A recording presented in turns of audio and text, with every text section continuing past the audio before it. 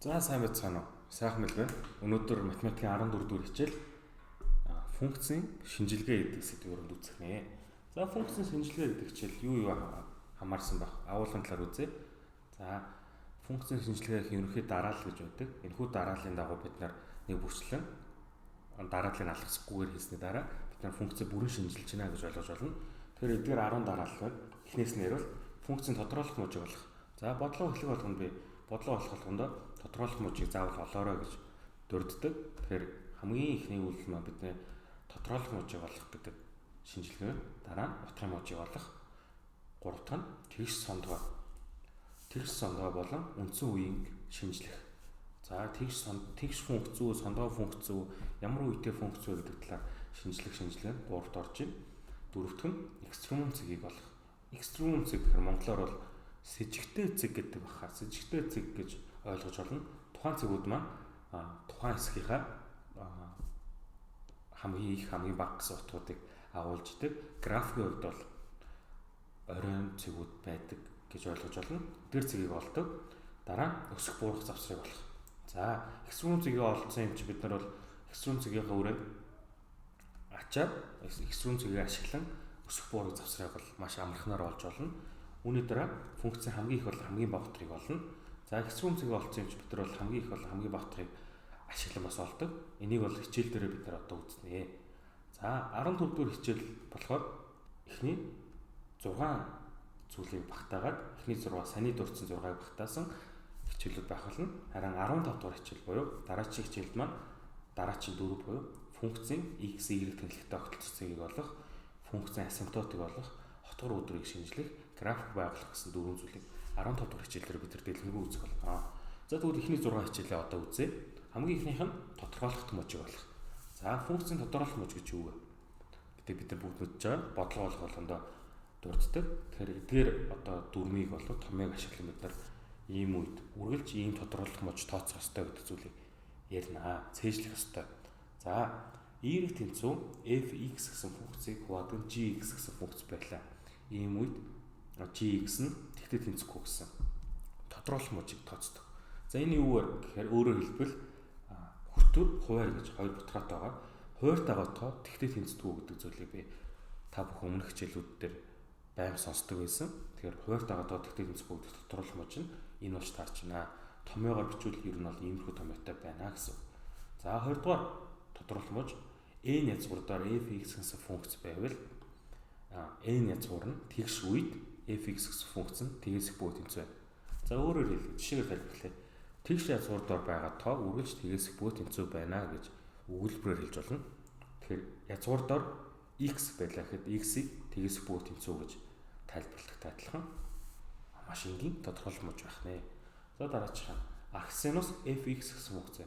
За синус косинус гэдэг функцийг мэднэ. Тэгэхээр синус косинусын уруу функц нь арксинус арккосинус гэж байна.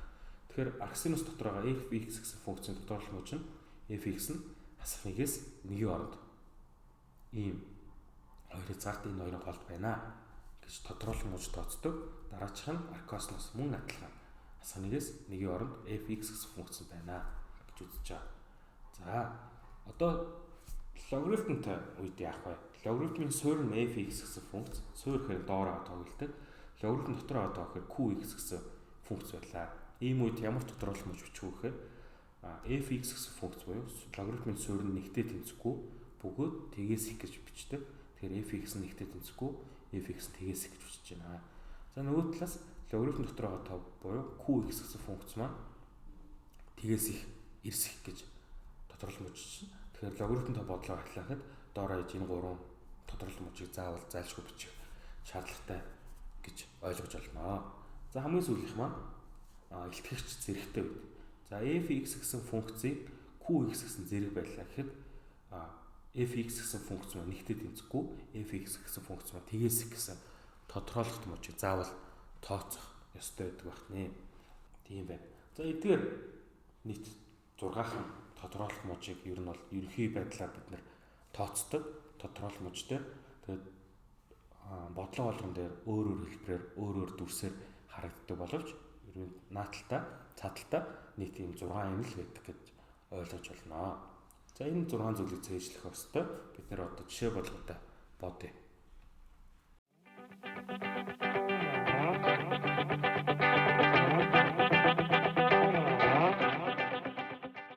За тэгэхээр одоо тодорхойлох томооч сэдвийн жишээ бодлого хамтдаа бодъё. Эхний жишээ бодлого логарифм 2 суртай логарифм дотор 4x 4 хасах x квадрат гэсэн функцийн тодорхойлох хэмжээ болоорой гэнэ. За логарифм дотор тоочин логарифм байгаа учраас 3 янзын тодорхойлох хэмжээ очих хэвээр. Суурь нь буюу 2 нь тгээс их суурь нь нэгтэй тэнцэхгүй гэдэг тодорхойлох хэмжээ байх хэвээр. За dx гэдэг тэмдэглэлчийн тодорхойлох хэмжээ. За тэгээд логарифм дотор тоо буюу энэ тоо маань үргэлж тгээс байх хэвээр. За энэ болохоор илэрхийн үнэтэй тоонууд байгаа учраас шууд хэлж болно. 2 нэгтэй тэнцэхгүй нүнэ. Тэгэхээр энэ тодорхойлох хэмжээр бидний тодорхойлох мууч бүрэн дүрэн тодорхойлогдох нэ гэж ойлгож байна. За бүгдийн тэмдгийнхаа баруун талаар гаргах чинь тэгэхээр тгээс бага буюу x квадрат хасах 4x нэмэх 4 болно. Энэ маань юу вэ гэхээр 7 томьёоны нэг томьёогоор x2-ын квадрат болно. За бүгд 7 томьёогоо бүгдээ мэдж байгаа бах. Тэгэхээр энийг x2-ын квадрат болно гэдгийг ерөнхийдөө бид нар автоматар шууд мэдчих шаардлагатай. Яг бол бодлогон дээр энэ бол маш амархан зүйл. Яг бол a квадратаас 2ab нэмэх b квадрат тэнцүү a-аас b-ийн квадрат гэдэг энэ 7 томьёоны нэг зүйл байгаа шүү дээ.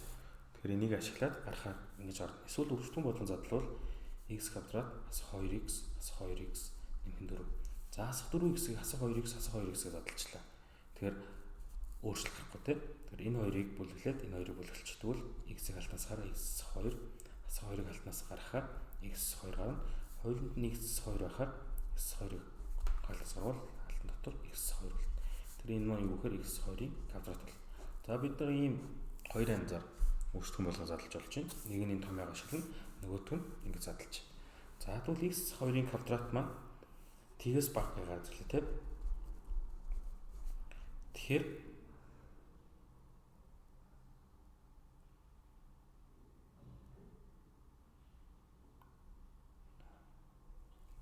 энэ маань юу болж байгаа вэхээр тооны квадрат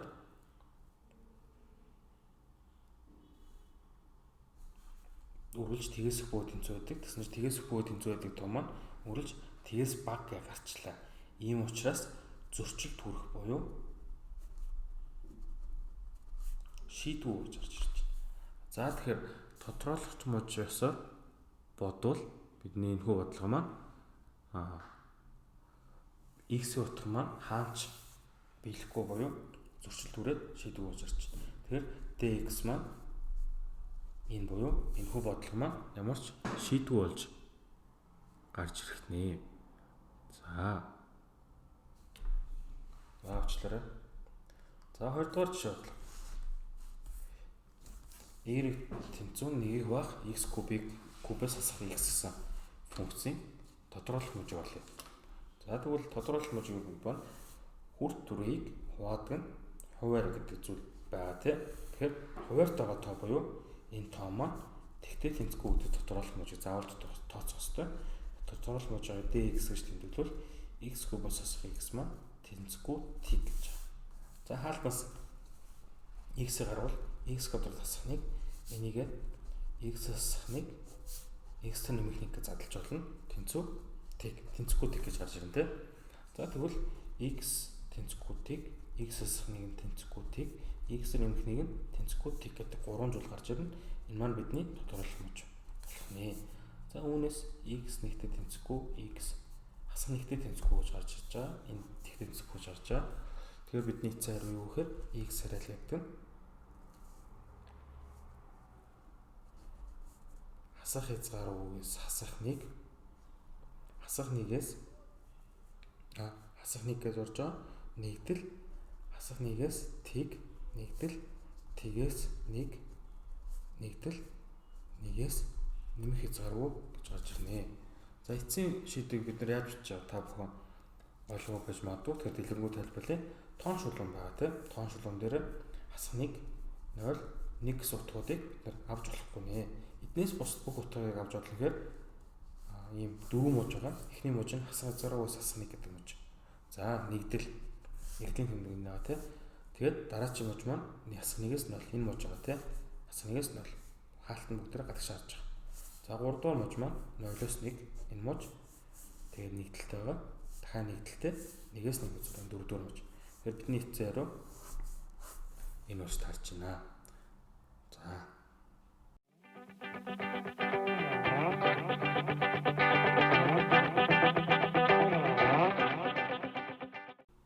Одоо 2 дугаар жишээ бодлого хамтдаа байгаа тийм. За 2 дугаар жишээ бодлого дээр мөн адилхан өмнөгчтэй адилхан хоёр төрлийн хэлбэрхэн бодлогыг багтаалаа. Эхний бодлого маань эерэг тэнцүү язгуурдор x-ийг хуваах x квадрат нэмэх 1 гэсэн бодлого байна. Энэ бодлого хамтдаа байгаа тийм. За тодорхойлох мужаар тэгш язгууртай буюу хоёр язгуурдор x байгаа учраас язгуурдор x гэдгээс x нь тэгээс бүх тэнцүү тийм. За эхний тодорхойлох муж маань энэ. Хоёрдугаар тодорхойлох муж маань юу гэхээр хүртвэр хуваар гэдэг хоёр зүйл. Тэгэхээр хуваартай байгаа тоо буюу энэ тоо маань тэгтээ тэнцгүй гэдэг тодорхойлох муж бичнэ. За энэ хүү бодлогоор ийм хоёр төрлийн тодорхойлох муж байна. За энийг бол ингээд юунд бич болно? Хоёр тоо бичвэл x квадрат тэнцгүй хасах 1 гэж.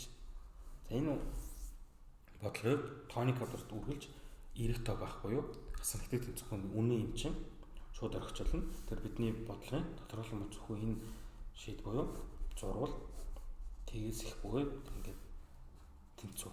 Тэгэхээр эцсийн хариу нь x хариултаа тгээс нэмэх хязгааргүй гэж гарч ирж байна. Энэ хүү бодлогоор ийм хоёр тодорхойлох мужийг бичээд ингэж бид нар бодох байх нэ. За 2 дугаар бодлого хамтдаа эерэг тэнцүү нэгийг хуваах нь язгуурдор нэгээс x гэж. За тэгвэл эн чинь мэдээж язгууртай тоо юм чинь язгууртай тоо гэдгээс нэгдүгээр тодорхойлох муж нь юу гарч ирэх вэ гэхээр энэ маань тгээс бүх тэнцүү гэж гарч ирнэ. За тэгвэл 2 дугаар тодорхойлох муж байгаа. Энэ бутгаатай байгаа учраас хуваартай тоо буюу язгуурдор нэгээс x маань тэгтээ тэнцэхгүй гэдэг хоёр тодорхойлох мужийг бичээ. За эхнийхээ бодвол x нэгээс бага бөгөөд тэнцүү гэж гарч ирж байгаа. Хоёр дахь бодвол нэгээс x нь тэгтээ тэнцэхгүй. Хоёр талын квадрат зэрэгцүүлэл нь гарч ирнэ. X нь тэгтээ тэнцэхгүй гэдэг хоёр тодорхойлох мужийг хаазглаа. Энийгээ тоон шулуун дээр зурвал эхнийх нь нэгээс бага гэж гарч ирж байгаа. Нөгөөх нь нэгтэй тэнцэхгүй гэж гарч ирж байгаа учраас ингээд зурчих. Тэгэхээр зарим нь x хариулах нь хасах хязгааргүйгээс 1 орохгүй гэдэг хариу гарч ирж байна. Тэгэхээр тодорхойлох муж бол ийм энгийн дистаратаар битүүлээ бодвол маш энгийн байдлаар маш амархан байдлаар гарч ирдэг. Тэгээ бидний бодлогын эцсийн хариунд нөлөөлдөг учраас ийм чухал зүйл үчүү гэж эхний сэдвийн хаврын ингэж дуусгая.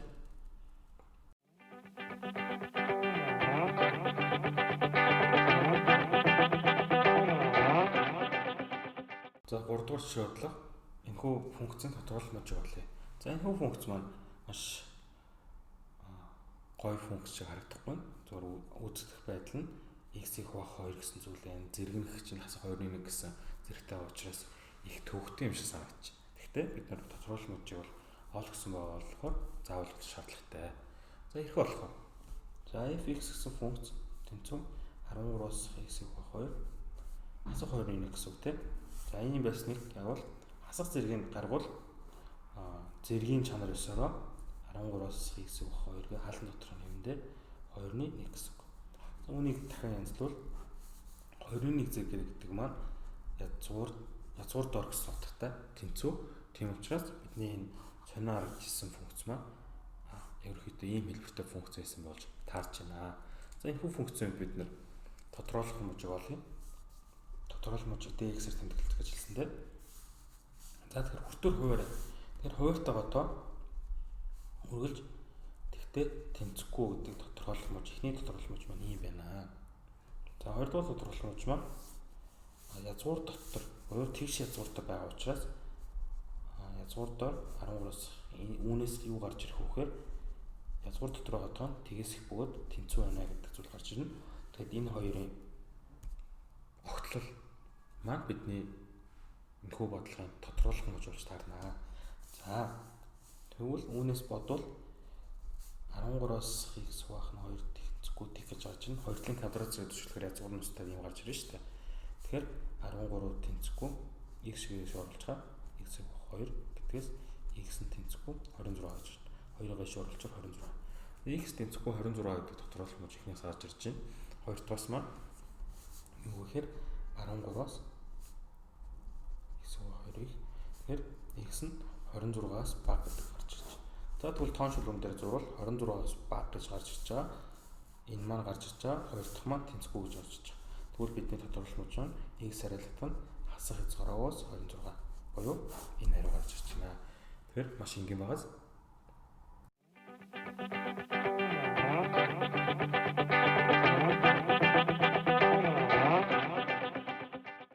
За энэхүү бодлогоор тодорхойлох мууч сэдвийнхаа жишээ бодлогуудыг дуусгая. За энэхүү функцийн тодорхойлох муужийг олоорой. Тэгээд мөн дээр нь хамгийн их x-ийн утгыг олоорой гэсэн бодлого. Тэгэхээр хоёр зүйлэг болно. Тодорхойлох муужиг болно. Дараа нь хамгийн их x-ийн утгыг олно гэсэн бодлого. За энэхүү бодлого хангалттай байна. Тэгэхээр энд мэдээж логарифм гэдэг зүйл орж ирж байна. Мөн дараа нь хүртүр байр буюу бутгахаа x юм орж ирж байна. Тэгээд тодорхойлох муужийг олохын тулд бид dx гэж бичээд хоёр зүйл бичгэндээ эхнийх нь хүртүр хуваар гэхээр логарифм 4 хуваарьтайгаа тоо тэгтээ тэнцэхгүй гэдэг зүйл бичнэ. Яагаад гэвэл тоог тэгт болж нийт тэгт болж боломжгүй гэж үздэг те. Тийм учраас энэ тэгтээ тэнцэхгүй гэдэг тодорхойлох муужийг заавал бичээд байгаа. Дараачих нь логарифм дотор байгаа тоо буюу энэ маань үргэлж тгээс байх ёстой гэсэн тодорхойлох муужийг бичих ёстой. Тэр энэ хоёр тодорхойлох муужаар бидний бодлого тодорхойлогдох нэ. Бодлогын эцээр рүү гарч ирэх нэ гэж ойлгож байна. За эхнийхээ бодвол логарифм 4 33-аас 5x тэнцэхгүй. За тгийн оронд логарифм 4-өөс 1 гэж бичиж байна. Яагаад гэвэл 1 гэдэг тоо маань ямар ч тооны тэг зэрэг буюу ийм гэсэн үг. Тэгэхээр тгийн хооронд логарифм 4-өөс 1 гэж биччихлээ. Ийм учраас хоёуланд нь логарифм 4-өөс байгаа учраас хооронд шууд автоматик устгаж болно. Тэгэхээр 33-аас 5x маань тэнцэхгүй 1 буюу хасах 5x маань тэнцэхгүй хасах 32. 5x маань тэнцэхгүй 32 гэдгээс x маань тэнцэхгүй 6.4. 32-ыг 5 дахаар 6.4. За x маань тэнцэхгүй 6.4 гэж гарч ирлээ. Хоёрдугаар тодорхойлох мууч бас нэг гарч ирэхээр хасах 5x гэж оруулах нэмэх 5x болно. 5 дахаар 33-ыг баг 5x. За энэ чинь ойролцоогоор 6.6x баг гэсэн. За ийм хоёр тодорхойлох муужтай болчлоо. Тэгэхээр энэ хүү тодорхойлох муужаа тоон шулуун дээр зурвал эхнийх нь 6.6-аас бага гэж гарч ирж байгаа. Хоёр дахь маань 6.4-тэй тэнцэхгүй гэж гарч ирж байгаа. Тэгвэл бидний бодлогын тодорхойлох мууч юу болох вэ гэхээр x хариулт нь хасах хязгааргүйгээс 6.4-өөс энд 6.4 гэж чинь 6.4-өөс 6.6 бүгд тэнцэхгүй хаалттай байгаа шааж ирж байгаа. Тэгэхээр бидний бодлогын эцээрөө ингэж гарч ирж байна. За тодорхойлох мууч маань энэ тэмүүтээ хоёр дахь зүйл олох зүйл маань юу вэ? Эхний зүйл маань энэ, хоёр дахь зүйл маань хамгийн их x-ийн утгыг олоорой гэсэн юм те. Хамгийн их x-ийн бүхэл утга шуучлаарай. Бүхэл утгыг олоорой. Тэгэхээр бүхэл утга гэхээр 7 бол угаасаа энэ бидний тодорхойлох мууч оруулах биш. Тэгэхээр 6-г оруулжээ. Тэгэхээр x тэнцүү 6 үед бидний бодлогын хамгийн их тодорхойлох мууч хамгийн их бүхэл утга нь x тэнцүү 6 гэж гарч ирж байна. Тэгэхээр 7 дээр гэхээр 7-г тавихаар энд тодорхойлох мууч орохгүй байгаа учраас 7-гийн дараачийн их тоог буюу 6-г тавихаар болж байна. Тэгэхээр бид нар ингээ гарч ийн гэсэн. Тэгэхээр бидний энэ бодлого ийм энгийн амархан бодлогод байна. За тодорхойлох мууч гэдэг сэдв маань энэ хүү ингээд дуслаа. За одоо сая функцийн тодорхойлох мууч гэдэг л олсон. Одоо функцийн утгын мууч гэдэг зүйлийг олно. Y тэнцүү f(x) гэсэн функцийн хувьд x-ээс хамаарсан f(x)-ийн авч олох утгыг утгын мууч гэж ойлгож байна. Ер нь бол x нь тодорхойлох мууч, y нь утгын мууч гэж ойлгоод бид нар графикаа зурж болно гэсэн. За сая дахин хэлье. X нь тодорхойлох мууч, y нь буюу f(x) нь утгын мууч. За харин функцийн утгын муучийг олохдоо яаж болох вэ гэхээр f(x) гэсэн функцийн урвуу функцийг ашигладаг ба тухайн функцийнхаа урвуу функцийг ашиглана гэж энэ дээр заасан байна те. Урвуу функцийг ашигладаг ба эергийн хасахныг зэрэг гэж тэмдэглэдэг буюу уруу функцийн g-ээр тэмдэглэв. За тэгвэл уруу функц гэдэг зүйлийг ашигладаг гэж. Тэгвэл уруу функцийг яаж болох вэ? Уруу функцийг олохдоо эерэг тэнцүү f(x)-ийн гэсэн функц байгаа. Энэ функцийнхаа x ба y-ийн байрыг солино. За эерэг тэнцүү 2x гэсэн функц байлаа гэхэд x тэнцүү 2y гэсэн функц болгож байрыг солиод x-ийн оронд y-ийг тавиад y-ийн оронд x-ийг тавина л гэсэн. Тэгээд y-ийн утга болохоор бидний функцийн уруу функц болж байна гинэ. За тэгэхээр уруу функцийн маань тодорхойлогдох мууч нь бидний функцийн утгын мууч болдог. За тэгвэл утгын мууч нь их яригтай байгааз. Гэхдээ яг ерөнхий үйлдэл нь бол маш энгийн зүйл байгаа. За тэгэхээр уруу функцийн тодорхойлогдох мууч нь тухайн функцийн утгын мууч болдог. Тэгэхээр бид нэр тухайн функцийнхаа утгын муужийг олох гэж байгаа бол уруу функц нь ихлээд олно. Уруу функцийнхаа тодорхойлох муужийг олно. Тэгэхээр бидний утгын мууч маань уруу функцийн тодорхойлох муужтай яг тэнцвүүд гарч ирнэ гэл ойлгож байна. Ийм ингээм. За утгын муужийг ашигласан хэд хэдэн жишээ бодлогуудыг одоо хамтдаа бодъё.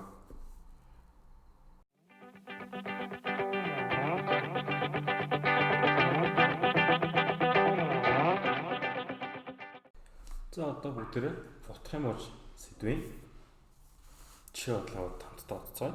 Жишээ бодлогыг эерэг тэнцүү 2x-с 3-ыг хуваадах нь 4x-5 гэсэн энэхүү функцийн утгын муужийг олоорой гэсэн байна. За хэдүүлний утгын мууч олох дээр нэг хэд хэдэн зүйл ярьсан. Та бүхэн сайн ойлгоогүй байж магадгүй. Тэр эхнээс нь дахиад яриа. Тодорхойлогдох мууч гэдэг маань x-ийн утга буюу dx гэж тэмдэглээд x утгыг олж байгаа бол утгын мууч маань y-ийн утгыг тэмдэглэж байгаа. Тэгэхээр u гэж тэмдэглэдэг санагдаж байна. Би энэ яг энэ тэмдэглэгэн дээр хэдэн жилийн өмнө үзчихсэн болохоор яг буруу хэлсэн байж магадгүй уучлаарай. Гэхдээ яг u баха. Тэгэхээр u маань утгын мууч, утга, тодорхойлогдох мууч 2 гээд 2 мууч байгаа шүү дээ. Тэгэхээр одоо бүгдээр сая тодорхойлох муужийг хийсэн юм чинь одоо утгын муужийг хамтдаа бодож сурнаа гэсэн. За утгын муужийг олоход маш энгийн уруу функцийн тодорхойлогдох муужийг олно гэсэн. Тодорхойлогдох мууч маань тэнцүү утгын мууч. Манай функцийн утгын мууч гэдэг. Тэгэхээр ийм зүйл үүссэн. Тэгэхээр бид нэр одоо уруу функц хамтдаа олцгоо. Уруу функцийг яаж олдгоо гэхээр одоо энэ x гэсэн хоёр зүйл хувьсгаж байгаа шүү дээ. Энэ хоёр хувьсгаж байгаа байрыг суулж. X тэнцүү 2y-гээс 3 4 y дээр нэмэх нь 5 гэж суулж. За тэгэхээр x-ийн оронд y-ийг тавиад y-ийн оронд x-ийг тавьчихна гэсэн. За үүнээсээ бид нэр y-ийг олно хамтдаа. Тэгэхээр 4 y дээр нэмэх 5-ыг ийшгээ гаргаад хүчин x тэнцүү 2y-гээс 3. За тэгвэл энэ чинь 4y-x нэмэх нь 5x тэнцүү 2y хасах 3 болно. 2y-ээс оруулаад 5x гэж оруулжвал 4y-x хасах нь 2y тэнцүү хасах 3 хасах 5x болно. За y-ийг хаалтнаас гаргавал 4x-ээс хасах нь 2 тэнцүү хасах 3 хасах 5x болно. Тэгээ y-ийг олохоор нэгийг оруулжвал хасах 3 хасах 5x хаваадаг 4x хасах 2. За үүнийгээ жоох янзлаад хасах тэмдгийг хаалтнаас гарвал 5x дээр нэмэх нь 3 хасах 4x хасах нь 2. За хуваараас хасах 2-ыг гаргая. Хаалтнаас хасах 2-ыг хаалтнаас гарвал 1-ээс хасдаг нь 2x болно. За энэ хаалтан дотор байгаа тооноос бид нэр 2-ыг гаргана гэсэн үг тийм. Тэгэхээр хасах нь хооронд устгаар 5x дээр нэмэх 3-ыг хувааддаг нь 2 1-ээс 2x болж таарж байна гэсэн. Тэгэхээр энэ бол бидний уруу функц гэж ойлгож байна. Тэгэхээр уруу функцаа олцсон юм чи бүгдээрээ уруу функцийн тодорхойлох мужиг болъё. Тэгэхээр энэ функцт маань тодорхойлох мужиг ганцхан зүйл юм. Хүртээр хуваар хуваартай бодоод тэгтээ тэнцэхгүй буюу 2-ийн хүрч 1-ээс 2x маань тэгтээ тэнцэхгүй гэдэг тодорхойлох мужиг. Тэгэхээр 1-ээс 2x маань тэгтээ тэнцэхгүй гэж харж ирнэ. X маань 2-ын нэгтэй тэнцэхгүй гэж харж ирнэ.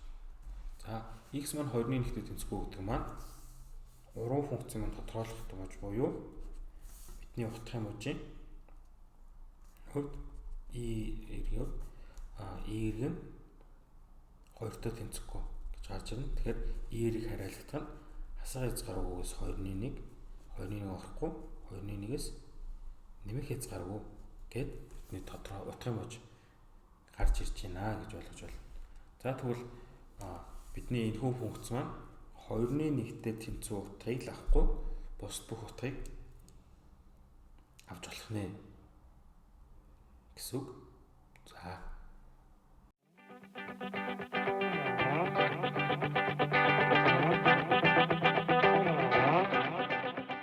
За утгын мож сэдвийн дараагийн жишээ бодлого 2 эрэг тэнцүү синус квадрат 2x хасдаг нь синус x үржин косинус x нэмэх нь косинус квадрат 2x нэмэх нь 4 гэсэн энэ хүү бодлогын утгын можийг олоорой гэсэн бодлого. За утгын можийг олохоос өмнө бид нар эхлээд тригонометрик тэнцэтгэл тэгштгэл дээр баг зэргийн хувиргалт хийх ёстой. Хувиргалт дээр юу гэхээр синус квадрат x дээр нэмэх нь косинус квадрат x тэнцүү 1 гэсэн тригонометрик том яадаг те. Энэ томьёо маань энэ дээр юу гэхээр синус квадрат 2x дээр нэмэх нь косинус квадрат 2x ба 1 гэж гарч ирж байна. Тэр 1-ээс хасдаг нь синус x косинус x нэмэх нь 4 болно. Тэр 1 4 2 хаахад 5 болно. Харин үүн дээр синус x косинус x үржих гэдгээ нар ингээд бичиж 2-ыг үржүүлээ 2 дугаарч. Тэгэхээр дээр хүртүүлмээр болох вөхөр синус 2x-ийн томьёо маань энэ байгаамаа. Тэгээ бид нэр тригонометрик томьёогоос эхлээд хувиргачлаа гэсэн. Тэр синус 2x хуваах 2 болж таарч. За тэгвэл эрэг тэнцүү 5-аас хасдаг нь синус 2x хуваах 2 боллоо гэсэн. За тэгвэл үүнийг 2 янзаар бодож байна. Эхний янз маань юу гэхээр эргийн бид нар утгыг олно гэдэг маань утгын можиг болж байгаа гэж ойлгож байна тийм. Тэгэхээр синус 2x-ийг бид нар тригонометрийн тодорхойлох мож буюу синус 2x-ийн утга маань юу байх вэ гэхээр хас 1-ээс 1 орд байх хэрэгтэй тийм. Тэгэхээр синус 2x-ийг хуваах 2-ын утга маань хасах 2-1-ээс нэмэх 2-1-ийн хооронд байна гэсэн үг. За тэгвэл хасах 5-аас хасах 2-1-ээс нэмэх 2-1-ийн хооронд байдаг тоог асуул хамгийн багадаа 5-аас хасдаг нь 2-1 буюу 4.5 гэдэг утга гарч ирнэ. Хамгийн ихдээ 5-аас хасдаг нь хасах 2-1 буюу 5.5 гэдэг утга гарч ирнэ. Тэгэхээр бидний утгын мод шууд эрийг хараалгадаг нь 4.5-аас 5.5 гэд бодцол.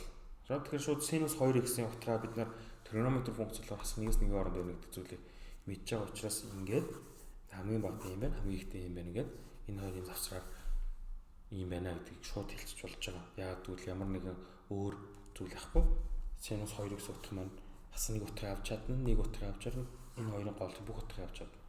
Тийм учраас шууд гэлцэж байгаа. За эхний арга маань юм байна. За хоёрдугаар арга маань юу гэхээр нэг 2 дөрвөлөө өгч. Тэгэхээр 2-ийн эрэг тэнцүү 5-аас хасах нь синус 2x бол. За тэгэхээр нөгөө x эргийн байрыг солиодог хэдүүл аргаар бодъё. 2x тэнцүү 5-аас хасах нь синус 2y. Тэ? Тэгэхээр синус 2-ийн эрэг тэнцүү 5-аас хасах нь 2x гэд ойлгочлоо. Тэгвэл хооронд нь арксинус гэдэг зүйлийг авал 2 эрэг тэнцүү арксинус 5-аас 2x болж өгнө. Тэгэхээр эрэг тэнцүү арксинус 5-аас 2x-ийг хуваах нь 2 бол. За тэгвэл энэ маань бидний уруу функц буюу y-ийн хасах 1 гэдэг функц маань энэ болчихж байгаа. Энэ функцийн маань тодорхойлох юм гэхээр арксинус дотор тоо буюу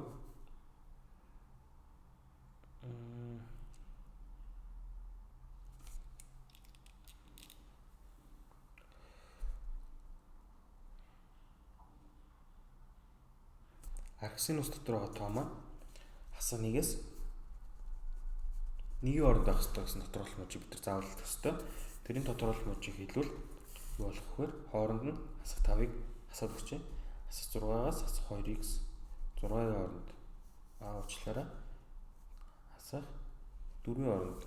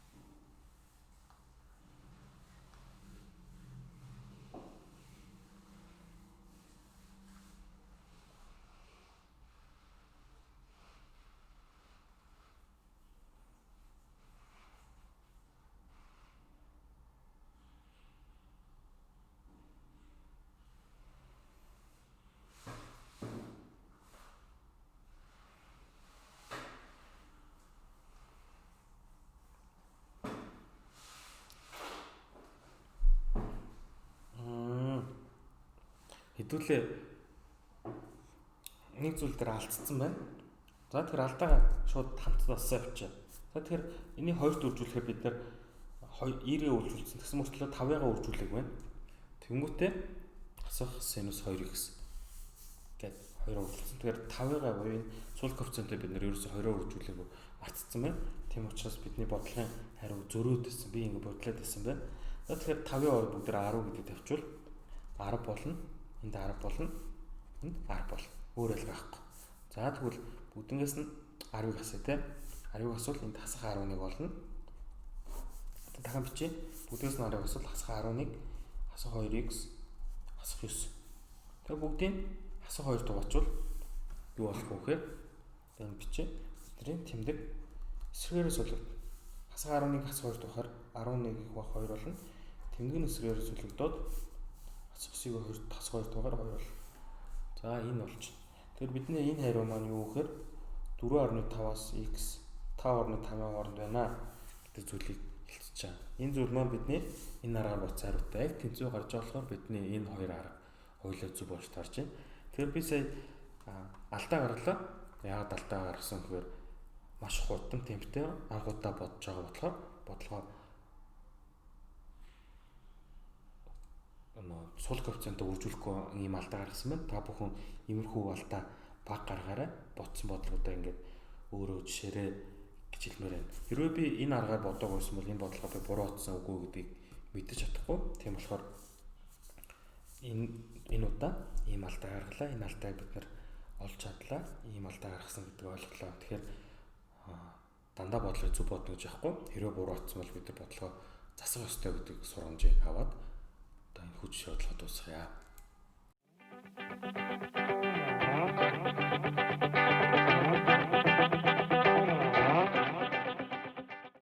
За одоо утгын мууч сэдвээ жишээ бодлого 3-ыг хамтдаа тийм. Хүү функцийн утгын мууч болгоорой гэж. За хүү функцийг бид нэр функцийн 3 функцийг олох аргаар бодоход жоохон төвхтэй бодлого. Тэгэхээр жишээ бодлого 2 дээр үтсэн 2 аргын сүүлийн арга нь буюу үйлчлэгэн болгон задлаад бодож үзье.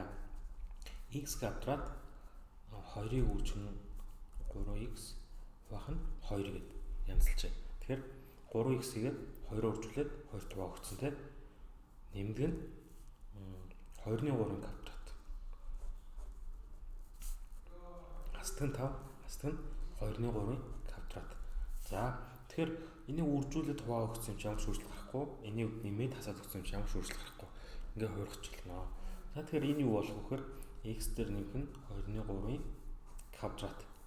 Тэ? Энэ 3 зүйл ийм зүйл болж байгаа. Хасдаг нь эн чинь 4-ний 9 болно. 4-ний 9 гэдэг чинь 225 буюу 725 болно. За ийм байна. Тэгэхээр энэ хүү функцийн утгын мууч гэхээр x нь энэ функцийн хамгийн бага утга нь юу ах вэ гэхээр тооны квадрат тэгтээ тэнцүү үед x дээр нэмэх 2-ны 3-ын квадрат нь тэгтээ тэнцүү үед y функц маань хасах 725 гэдэг утга юм. За тэгтээ тэнцүү үед боломжтой юу? X тэнцүү хасах 2-3 үед Y тэнцүү хасах 725 байна те.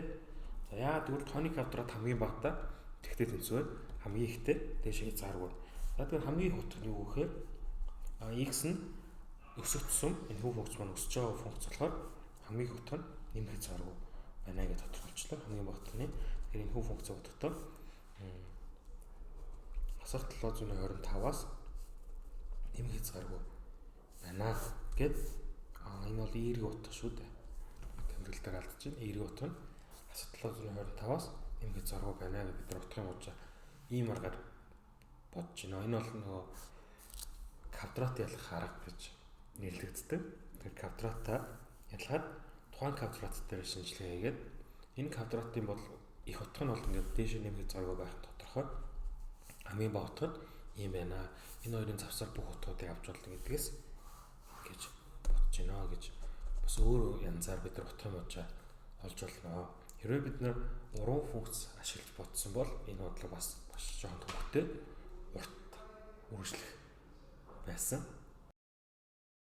3 дугаар сэдэв функцийн тэгш болон сондгой функцийг тодорхойлох үндсэн үеийг шинжлэх гэсэн сэдэв байна. За тэгш функц гэж яриад байгаа. Тэгш функц гэж юу вэ? Y тэнцүү f(x) гэсэн функцийн хувьд f(x) гэсэн тэнцүү f хасах x-тэй тэнцүү бол тэгш функц. Жишээгээр тайлбарлавал косинус x гэсэн функц байгаа. За косинус x-ийн утга маань косинус хасах x-ийн утгатай тэнцүү байдаг. Яагад гэвэл косинус маань тэгш функц болохоор гэж тайлбарлаж байна. Ийм ингийн. За сондгой функц. Y тэнцүү f(x) функцийн хувьд f(x) гэсэн функц маань хасах x гэсэн функцтэй тэнцүү бол энэ функцийг сондгой функц гэж нэрлэдэг байна. За жишээгээр авал синус x гэсэн функц байна. Синус x маань хасах синус x-тэй тэнцүү байдаг. Тийм учраас синус x маань сондгой функц болж таарч байна. За тэгш биш, сондгойч биш функц гэж байдаг. Тэгэхээр ямар тодорхойлолт байдаг вэ гэхээр f(x) функцийн хувьд f(x) модуль дотор тэнцэхгүй f хасах x модуль дотор. Энэ хоёр утга маань модуль аваад тэнцэхгүй бол аль нь ч биш функц буюу тэгшч биш, сондгойч биш гэсэн функц байдаг бахнэ. Тэгвэл эхнийхээр хасах утга нь x утгатай тэнцүү байвал f(x) нь f хасах x-тэй тэнцүү байвал тэгш f(x) нь хасах f хасах x-тэй тэнцүү бол сондгой. Харин модультай утга нь тэнцэхгүй бол аль нь ч биш функц гэж ойлгож байна. За тэгэл функцийн хувьд ийм 3 шинж байгаа. Ийм 3 функцуд байгаа. Ийм 3 зүйлийг цэжлэхэд маш энгийн байдлаар бид нар тухайн функцэд тэгш сондгой юу эсвэл аль нь ч биш функц үү гэдгийг мэдчих болно гэсэн. За хамгийн сүүлийнх нь функцийн үндсэн үе. За бид нар тригонометри функц үзэж яхад тригонометрүүдээс үзэж яхад косинус, синус маань 2π үетэй, танкс маань 1π үетэй гэж үеийн талаар ярьжсэн. Тэгвэл одоо функц ч гэсэн үетэй. Яагаад гэвэл тригонометри маань нэг төрлийн функц болж орж байгаа. Тэгэхээр тухайн функц дээр бид нар үе гэдэг зүйлийг ярьж ирсэн. За үе гэхээр юу вэ гэхээр y тэнцүү f(x) функцийн хувьд f(x) функц маань тэнцүү f(x) дээр нэмж хасах t-тэй тэнцүү бол том t-гээ үндсэн үе гэж нэрлэдэг. За жишээгээр тайлбарлавал косинус x тэнцүү y гэсэн функцийн хувьд бид нар косинус x маань косинус x дээр нэмэх 2π-тэй тэнцүү утгатай байдаг учраас 2π үетэй гэж тайлбарлаж байгаа. За тэгэхээр функц маань дахин давтагддаг буюу үе нь ингээд давтагддаг бол бид тэр функцийг үетэй функц гэж нэрлэдэг. Тэгэхээр тухайн функцийн үеийг бид нар олох нэ. Тэгээд t-гээ буюу том t-гээ бид нар олоод тэр том t маань бидний функцийн үндсэн үе болж орох гэсэн. Тэгэхээр энийг бол их хвчлэн тригонометри функц дээр их хвчлэн ярьдаг. Яг бол тригонометри функц маань байнга давтагддаг буюу 2π үетэй π үетэй байдаг. Графикийн сануул ер нь бол график маань косинусын график гэхэд ан дээр одоо зурчээ. Ингээд одоо усны долгион эсвэл уул ийм дүрс өгдөг те. За маусаар зурж байгаа болохоор графикоо жоохон муухай зурж байна. Тэгэхээр бүгдээрээ тэнцүү байдлаар ийм график өгдөг. Тэгэхээр энэ график дээр энэ утга маань 2p-ийн дараа буюу энэ утга дээр тэнцүү байдаг. 2p-ийн дараа энэ утга дээр тэнцүү байдаг.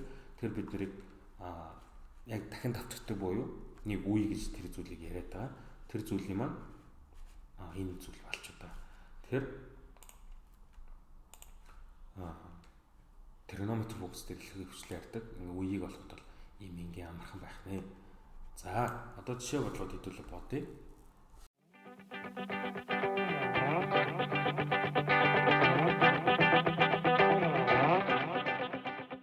За одоо тэгш болон сондгоон функцүүдийг ялгах сэдвийн бодлогоо бодъё.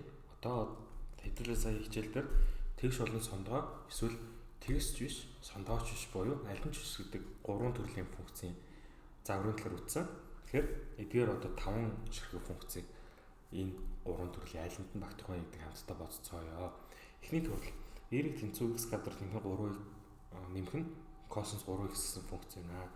Тийм бол яаж мэдэх вэ гэхээр x-ийн оронд тэгэхээр хасах x-ийн оронд орлол үзье. Хасах x-ийн квадрат нэмэх нь косинус 3x болно. Тэгэхээр энэ маань юу гэдэг нь зүгээр x квадрат нэмэх нь косинус 3x гэдэг тэнцүү гарч ирж байгаа. Тэгэхээр хийн функц хасах косинусыг ирүүлсэн функц хоёр маань хоёулаа тэнцүү байгаа учраас энэ маань тэгш функц гэдэг ангилд орж байна. Тэгэхээр энэ маань тэгш функц болж байна гэсэн үг. За тэгвэл одоо сондгоо функц. Одоо дараагийн шиг авъя. За тэгвэл энэ үүний оронд бас x-ийн оронд хасах x-ийн оронд бол танкс квадрат хасах 3x нэмэх нь хасах x синус хасах x болно те. Тэгэхээр танкс квадрат хасах 3x маань юу гэдэг тэнцвэр танкс квадрат 3x гэдэг тэнцүү.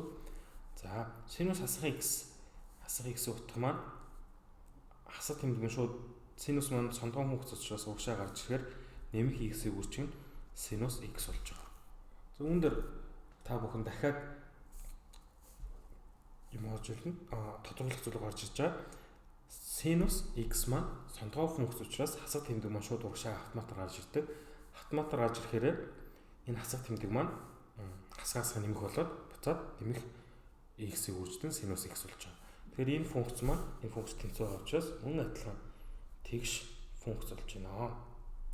За тэгэхээр тэгш сондгоо мэдхийн тулд зүгээр x-ийн оронд хасах x-ийг орлуулад бодно гэсэн. Тэгэхээр дараагийн жишээ бодвол хасах x квадрат хасах x-ийн квадрат хасах x нэмэх нэг бол тэр энэ нь юу гэхээр ln x квадрат хасах x нэмэх нэг. Энэ функц маань энэ функцэд тэнцүү гарахгүй байна. Эсвэл хасах тэмдгээр тэнцүү гарахгүй байна. Хоёулаас модулгаар тэнцүү гарахгүй байгаа учраас энэ функц маань аль нь ч биш буюу тэгшч биш, сондгооч биш функц болж байна гэсэн. За тэгвэл энэ функцийн дараагийн бодлогод бол x-ийн оронд хасах x-ийн оронд бол хасах x хасах нэг нэмэх нь косинус хасах x бол. За тэгэхээр язгуур дээр хасах x хасах нэг нэмэх нь косинус x болно те. Тэгэхээр энэ дээр модуль аваад энтэй модуль авсандаа тэнцэхгүй байгаа буюу x-ийн коэффициент хасах энэ нэмэртэй байгаа учраас энэ маань мөн адилхан аль нь ч биш гэдэг функц болж байна гэсэн. За энэ бодлогод бодъё. X-ийн оронд хасах x бол y-ийн тэнцүү хасах x нэмэх нь 2. Язгуур дээр хасах x-ийн квадрат нэмэх нь 1 буюу хасах x дээр нэмэх нь 2. Язгуур дээр x квадрат дээр нэмэх нь бол хасах x-ийн квадрат нь x квадрат тэнцүү шиг ингэ бичиж байгаа. Тэгэхээр энэ функц маань энэ функцтэй модуль аваад тэнцэхгүй буюу тэмдэг нь өөр гарч байгаа өөр функцуд гарч байгаа учраас энэ муу адилхан аль нь ч биш гэдэг функц болж байна. Тэгэхээр эдгээр 5 функцүүдийг тэг шүү сондгоо юу эсвэл аль нь ч биш үү гэдгийг бодоход ингэж боддог байх нь маш энгийн байдлаар ингээд тухайн функцээ тодорхойлж болж байна гэсэн. Тэгэхээр бид нар элстэй ерхий шалгалт дээр ээжтэй ийм асуултууд дор аж нэг удаа орж ирдэг. Тэгэхээр энэхүү функцийг тэгш сондгоог бид нар ийм байдлаар бодох нэ гэсэн. Тэгэхээр маш хэлбэрхэн байгааз.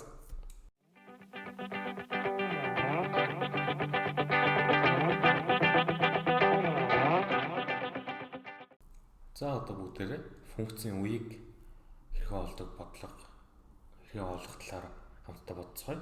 За тэгэхээр функцийн үеийг t-гээр тэмдэглэдэг гэж үзсэн тийм. За тэгэхээр функцийн үе гэхээр ерөөдөө тригонометри функцүүд дээр хвчлэн яригддаг. Болохоор тригонометри 3 функцийн жишээ аваад бодъё.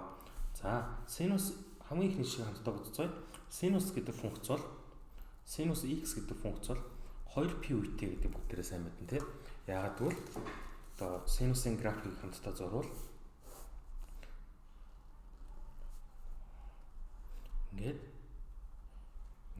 ингээд байгаа тийм. Тэгэхээр синусын график нь одоо энэ дээр нэг цэг байлаа гэхэд 2p үеийн дараа 2p-ийн дараа буюу 360 градусын дараа буцаад энэ утга авдаг. 360 градусаас өмнө энэ утга авдаг. Тэгэхээр энэ нь байнга давтагддаг учраас үе гэж яриад сайн ойлгож байгаа.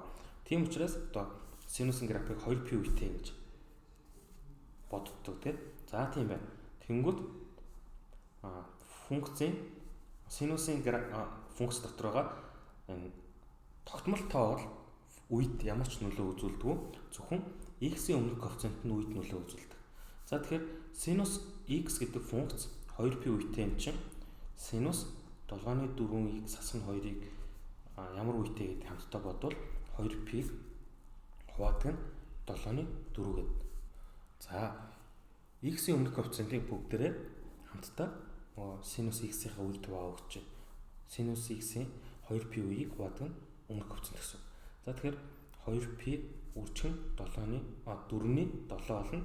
Тэгэхээр юу гэхээр 2-ны 7p бол бидний энэ бодлогын үе болж таарч байна. За 2p-г 7.4 тухаар хүртүр баримт байр суурьд үржүүлэхээр тийм байна. Тэгэхээр бидний ихний бодлогын хариу бол 2.7p гэдэг үетэй. Энэ бол t байгаа тийм. За ийм байна. Тэгээ хоёрдугаар бодлого. Косинус муу адилхан 2p үетэй. Тэгэхээр косинус x нь 2p үетэй гэдгийг бүгдээрээ мэдж байгаа. Тэрийг ашиглаад бодвол өмнөх энэ нэмж байгаа тогтмол тоо, хасж байгаа тогтмол тоо үед ямар ч нөлөө үзүүлдэг. X-ийн өмнөх коэффициент нь үед нөлөө үзүүлдэг. Тэгэхээр 2p хуваадаг нь 5.2. Өөрөөр хэлбэл 2p үржин 2.5 буюу 5p үетэй гэд гараад ирлээ. За косинус косинусын хувьд шууд ийм энгийн байдлаар гараад ирж байна. Харин тангсын хувьд бац юу? Яг бол тангсын үе маань p үетэй буюу тангас x маань өөрөө p үетэй гэж гарч байгаа. Тийм учраас мөн адилхан одоо тангас 2x хасан 3 хуваах 9 гэдгийг баг зэргийн янзлуул 9-ний 2x хасдаг нь 3-ны 1 болно тийм. За тэгвэл энэ нэмж хасж байгаа тогтмолт үед нөлөө үзүүлэхгүй учраас p-г хуваадаг нь 9-ний 2 зөвхөн x-ийн өмнөх коэффициентыг хуваах гэж. Тэгэхээр p-г үрждэг нь 2-ны 9 буюу 2-ны 9p үетэй гэж гарч ирж байгаа. За ийм байна. Тэгвэл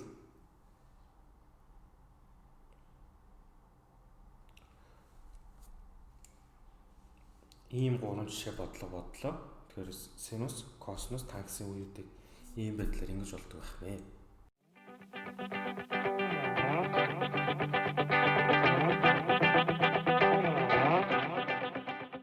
За функцийн үеийг болдог сүүлийн шаардлага хамтдаа бодцгоё. За функц нь синус квадрат гэдэг зэрэгтэй функц дотор 3.2x нэмэх 5 гэсэн функцийн үеийг хамтдаа олъё. За тэгэхээр хэрвээ квадрат байхгүй байсан бол хэдүүлээ яаж бодох вэ?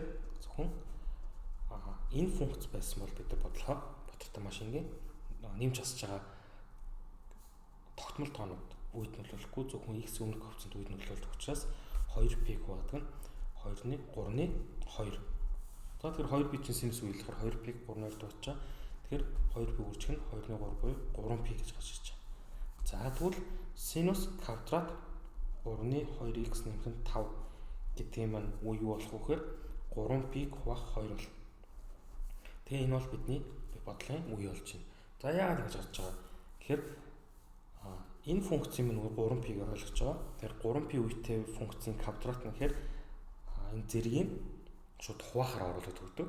Тэгэхээр 3p хуваах 2 буюу градусаар илэрхийлвэл 270 градус гэдэг үетэй болчихно гэж бодлоод босч байна.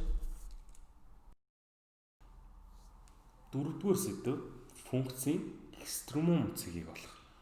За тухайн функц болгон графиктай.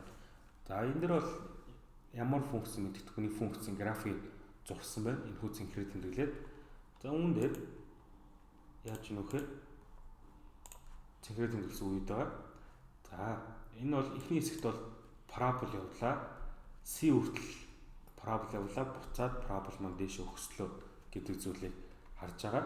За энэ хүү функцийн үед юу гэхээр энэ функцийг fx гэсэн функц байлаа гэж бодъё. Тэгвэл энэ хүү функцийн уламжлалыг аваад тэгтээ тэнцвүүлэх үед бид нар x1, x2, x3 гэх мэт хэдэн ч хамаагүй x-ийн утга болтно. Тухайн шийдвүүдийг бид нар экстремум цэг буюу сэжигтэй цэг гэж нэрлэдэг. За тэгвэл x1-ийн утга маань a-гийн утга гэсэн үг, x2-ийн утга маань b-гийн утга, x3 утга маань c-гийн утга, x4-ийн утга маань d-гийн утга байна гэж ойлгож болно. За эдгээр сэжигтэй буюу экстремум цэгүүд маань хамгийн бага, хамгийн их гэсэн цэгүүдийг дүрсэлдэг. Ерөнхийдөө бол англиар local maximum, local minimum гэсэн цэгүүд байгаа. Одоо монголоор энийг яг орчуулбал тухайн хэсгийнхаа бага утга, хамгийн бага утга, тухайн хэсгийнхаа хамгийн их утга гэсэн зүйлүүдийг тайлбарлаж байгаа. Тэгэхээр бидний сэжигтэй цэгүүд маань эдгээр параболын оройнууд буюу тухайн хэсгийнхаа хугаралтын цэг буюу оройнуудыг тайлбарладаг гэсэн үг. За тэгвэл x1, x2, x3, x4 утгуудаа бид нар буюу сэжигтэй цэгүүдэд олсны дараа fx гэсэн функцтэй орлуулвал бид нар сэжигтэй утгыг гаргадаг. Тэр сэжигтэй утгууд маань мэдээж x1-ийг орлуулвал y1 гэсэн утга гарч ирнэ. x2-ыг орлуулвал y2 гэсэн утга гарч ирнэ. Гэх мэтчлэн ийм утгууд гарч ирлээ. Эдгээр утгууд маань a гэсэн цэгийн оронд x1 y1, b гэсэн цэгийн оронд x2 y2 гэх мэтчлэн явна. Эдгээр маань тухайн функцийн маань хамгийн их болон хамгийн бага цэгүүдийг дүрсэлдэг болж тарж байгаа. Тэгэхээр энд одоо график дээр тавиул энэ цэг, энэ дөрвөн цэгийг бол бид нар экстремум цэг гэж нэрлэдэг байгаа. Экстремум цэгээ олохдоо уламжлал аваад тэгтээ тэнцвүүлэхэд x-үүд нь олдно, x-үүдтэй функцтэй орлуулахад y-үүд маань олдно.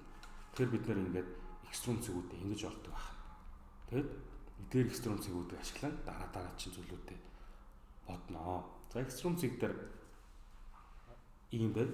Тэгэхээр дөрвөн экстремум цэгтэй байлаа гэхэд ийм дөрвөнд байна. Эдгээр дөрвийн нэг нь хамгийн бага утга, нэг нь хамгийн их утга, нөгөө хоёр нь local minimum, local maximum гэсэн утгад байж таарч байна. Өөрөөр хэлбэл бидний хугарлтын цэгүүд байна гэж ойлгож байна. За одоо функцийн хамгийн их болон хамгийн бага утгыг олохдоо яах вэ гэдэг зүйлийг үзээд бид нар хамгийн ихний ээлж нь уламжлал аваад тэгтээ тэнцвүүлээд x1, x2, x3 гэх экстрем цэгүүдээ олцсон. Үүний дараа экстрем цэгүүдээ функцтэй орлуулад y1, y2, y3 гэх мэт экстрем утгууд олцсон. Үүний дараа яах вэ гэхээр y1, y2, y3 гэх мэт экстрем утгуудаа хооронд нь жишээд хамгийн бага нь бидний хамгийн бага утга буюу одоо энэ дөрвөн цэгийг жишлээ гэж бодоход хамгийн бага нь энэ утга гарч ирнэ. Энэ утга маань бидний хамгийн бага утга гарч ирнэ. Жишээд хамгийн их маань энэ утга гарч ирнэ. Энэ утга маань бидний хамгийн их утга болж таарах нэ. Тэгэхээр функцийн хамгийн их бол хамгийн бага утга олохдоо бид нар экстремум цэгийг олоод экстремум цэгүүд хооронд жишгэд ингээд маш энгийн байдлаар гараад ирнэ гэсэн. Цаад утга нь бол бид нар энэ график дээр ингээд тайлбарч ойлгоход илүү төхөн байгаах гэж найдаж байна. За ийм байна. Үүний дараа функцийнхаа өсөх буурах завсрыг олно. За fx функцийн хувьд уламжлал аваад тухайн функцийн уламжлал маань эерэг үед маань функц маань өсөж байгаа. Харин уламжлал маань сөрөг үед функц маань буурж байгаа. Үүнийг хэдүүл жишээн дээр илүү дэлгэрэнгүй тайлбарлаж бодъё.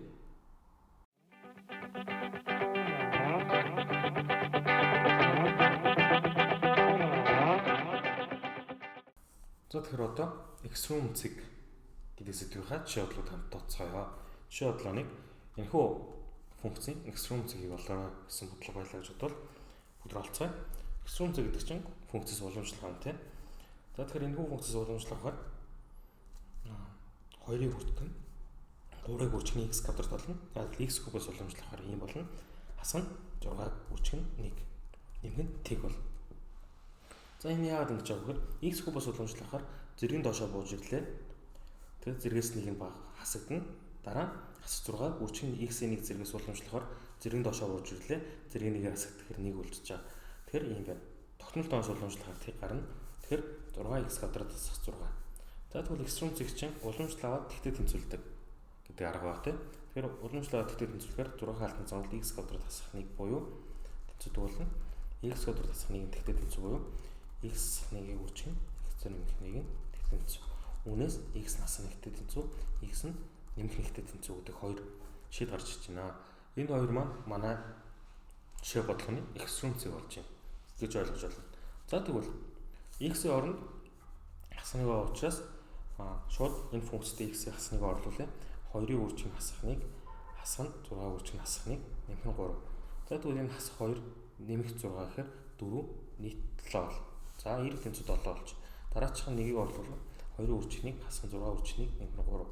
За тэгэхээр хасах 4 нэмэх 3 гэхээр хасах 1.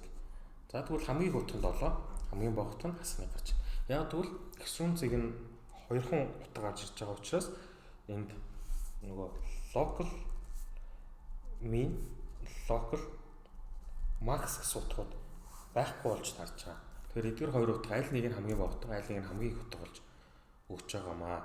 Тэгэхээр бид нар уламжлалаад экстрем зэг болох аргаар энэхүү функцийн хамгийн болон хамгийн бага утгыг ийм амархан байдлаар олж болно гэсэн үг. За тэгэхээр энэ бол экстрем зэгүүд, энэ бол экстрем утгууд гэсэн үг. Тэгэхээр экстрем гэдэг чинь монголоор сэжигтэй гэж би ойлгоод байгаа. Тэгэхээр сэжигтэй зэг, сэжигтэй утга, сэжигтэй утга. Тэгэхээр эерэг тэнцүү 7 нь макс буюу хамгийн их утга, эерэг тэнцүү хасах нэг нь мин буюу хамгийн бага утга гэж гарч ирж байна.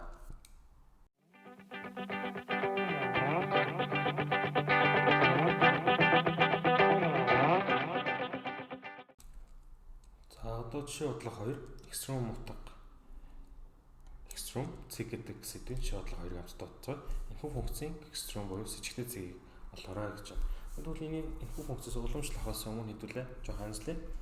За энэ хоёр болохоор а хасах b үржих нь а нэмэх b тэнцүү а квадрат хасах b квадратыг томьёогоор янзлагдах ёстой. Яг тэгвэл 2x хасны язгуур 3 нэмэх язгуур 3 гэдэг гараад ирсэн баз. Тэгэхээр b-ийн оронд язгуур 3, a-гийн оронд 2x гэдэг тоо гарч байна гэсэн.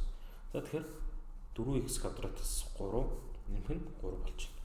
За тэгвэл энийг хаалтнаас гаргавал 4x куб хасах нь 3x нэмэх нь 3 гэдэг функцтэй боллоо. Энэхүү функцийнхаа экстрем зэгийг хамтдаа олцгоо. Тэгвэл экстрем зэг гэдэг чинь уламжлал аавна гэхээр 4x куб хасах 3x нэмэх нь 3 гэдгээс уламжлал авал 4-ийг үржих 3-ыг үржих x квадрат хасах нь 3 нэмэх нь тэг гэж байна. За тэгвэл x кубоос уламжлахаар 3-ыг үржих x квадрат гарна. 4 байранд үлдэнэ. Хасах 3x-ээс уламжлахаар хасах 3 гарна. 3-аас уламжлахаар тэг гарна. Тэгэхээр 12x квадрат хасах 3 тэнцүү тэг. Уламжлалаа тэг тэнцүүлэх хэрэгтэй тийм. Тэгэхээр хаалтнаас 3-ыг гаргавал 4x квадрат хасах 1 тэнцүүтэй болж байна. Тэгэхээр 4x квадрат нь хасах 1 нь тэгтээ тэнцүү буюу 2x 1 2x дээр нэмэх 1 тэнцүүтэй. За тэгэхээр энийг тооны квадратаас тооны квадрат хасдаг тооны буюу энэ томьёогоор буцаагаад задлчаар ийм болж байна. Тэгэхээр 2x 1 тэгтээ тэнцүү 2x дээр нэмэх 1 тэгтээ тэнцүү. Гэт хоёр янзаар задлаа. Тэгвэл x нь 2-ны 1 тэгтээ тэнцүү, x нь хасах 2-ны 1 тэгтээ тэнцүү гэдэг хоёр шийд гарч ирж байна. Энэ хоёр аль нэг нь хамгийн бага утга, аль нэг нь хамгийн их утга гэж таар. За тэгвэл функцтэй хэдүүлээ буцаад эергээ олъё. 21-ийг орлуулад. За тэгвэл 21-ийг орлуулвал энэ дээр юу болох вэ гэхээр 4-ийг хуваах нь 8, хасдаг нь 3-ыг хуваах нь 2, нэмэх нь 3 болно. За үүнийг анзлуул энэ бол 2-1 болно. 2-1-ээс 23 хасгаад хасах 1 буюу нэмэх 2. За эерэг утга нэмэх 2 гэж гарч ирж байна. Харин x нь хасах 2-1 үед эерэг утга маань юу болох вэ гэхээр хасах 8-ны 4 нэмэх нь 2-ны 3 нэмэх нь 3 гэдэг тоогоор нь энэ бол хасах 2-ны 1 гэхээр нийт 4 гэдэг утга гарч байна. За тэгэхээр эерэг утга нь 4, эерэг утга нь 2 гэдэг 2 гараа гарахаар энэ бол хамгийн бага утга, энэ бол хамгийн утга гэж гарч байгаа. Үүн дээр экстрем утга, экстрем зэгийг олох аргаар бид нэр хамгийн их болон хамгийн бага утгыг ийм энгийн байдлаар олж болно гэдгийг та бүхэн сайн ойлгосон баг. Тэгэхээр ийм л энгийн уламжлал авалт тэгтээ тэнцүүлээд Тэгэд x утгаа болоод x утгаа буцаад их функцтэй y-ийн утганд оруулахаар эндээ оруулахаар бидний 2 4 гэсэн 2 утгууд гарч ирж байна. Тэгэхээр энэ бодлого ингээд дуслаа.